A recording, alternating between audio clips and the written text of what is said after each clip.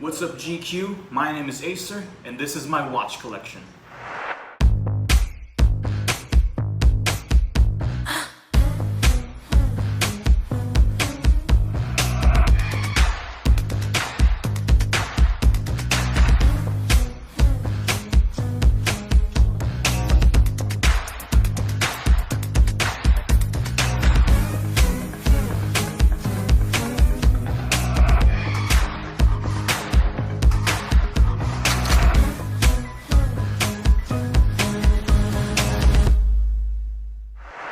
I think you can tell a lot about a man by looking at his jewelry collection. For me, it's mainly watches. To me, watches are more than just a timepiece. You don't just wear a watch to simply tell the time. You want to tell the time? Look at your phone. Having said that, I still think that watches should still have the ability to tell you the time, with some exceptions. If I were to own a watch that could not tell you the time, it would have to be an FP Journe. Ever seen an FP Journe? Looks like a Picasso, doesn't it? Anyway, watch number 1. This is a Seiko 5 Sports, reference number SNZD77. I had this since 2010. My brother gave it to me as a birthday gift, so I wouldn't borrow his Tag Heuer anymore. It's the oldest living watch in my collection. It came with the typical sports bracelet, but I remember that the bracelet used to detach a lot, possibly because I would roughhouse it too much back in high school. The bracelet eventually looked too damaged, so I replaced it with an aftermarket rubber band, colored blue, taking inspiration from a Patek Philippe Aquanaut. Because of this watch, I gained mad respect for Seiko. I've taken this biking, fishing, shooting, and it's still telling time. It's still running. Salute to you, Seiko. This watch my dad gave to me. It's a Seiko Pepsi Diver, reference number SKX007. It used to look like this. Personally, it didn't appeal to me because I found that the colors were too boring.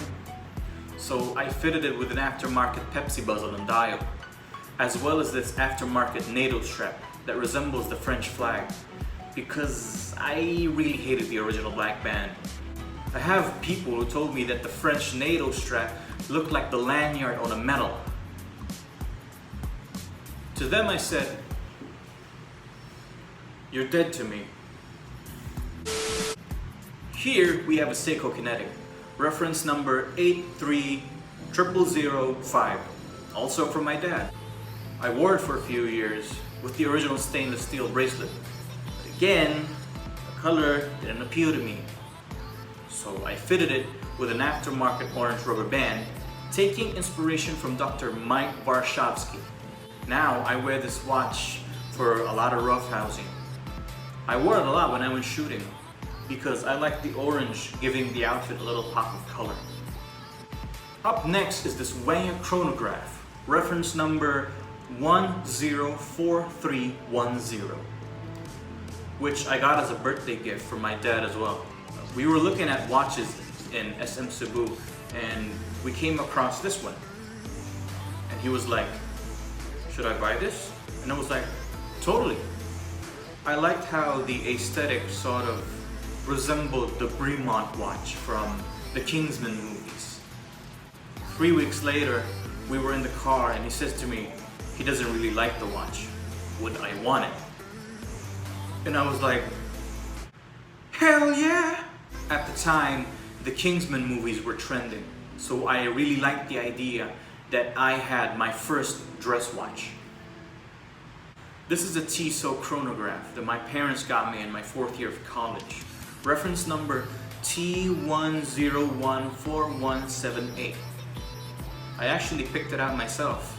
It was the summer of 2017 and I used to borrow my brother's Rado Centrix a lot. While wearing that watch, I come to realize that the gold would stick to my outfits better.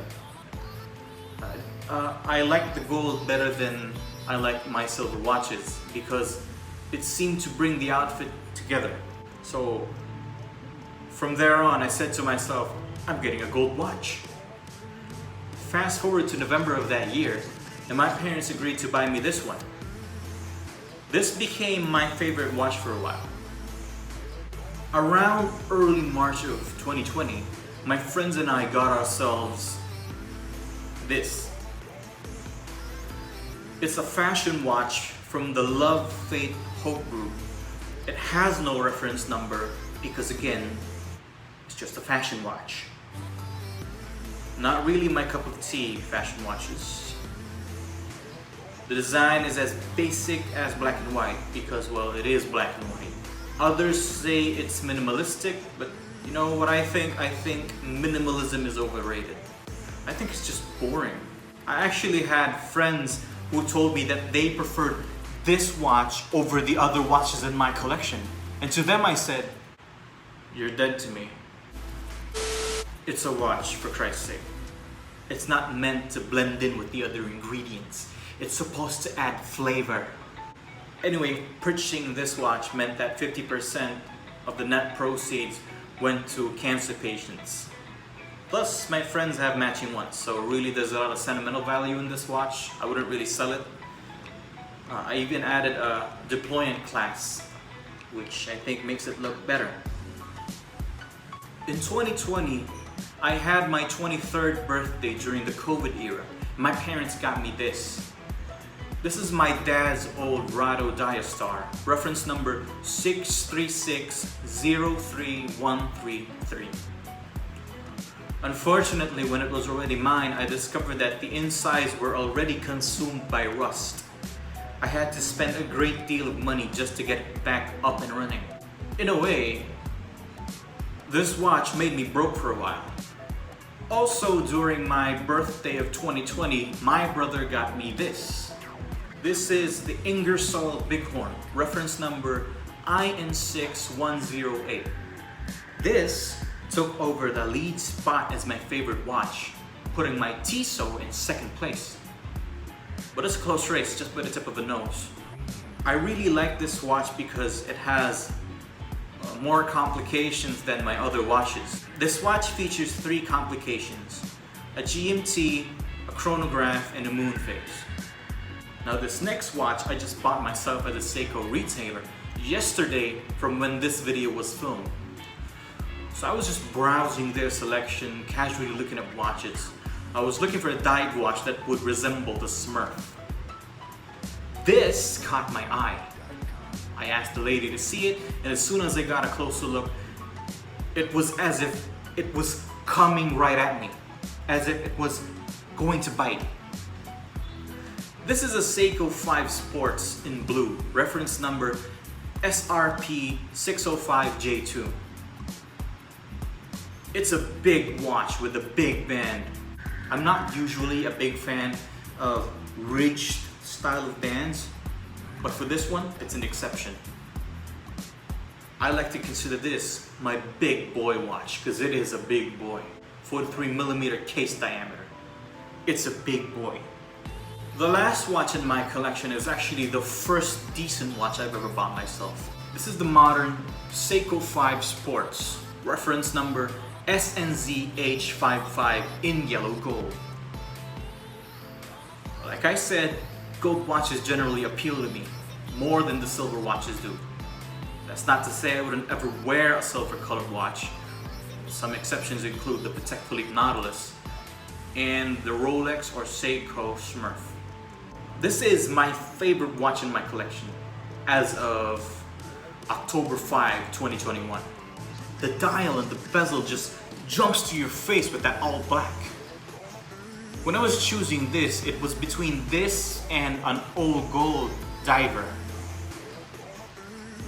Then the security guard who was looking at me while I was trying it out told me that this one totally looked better. You know what? I trusted her preference and I have no regrets purchasing this at all.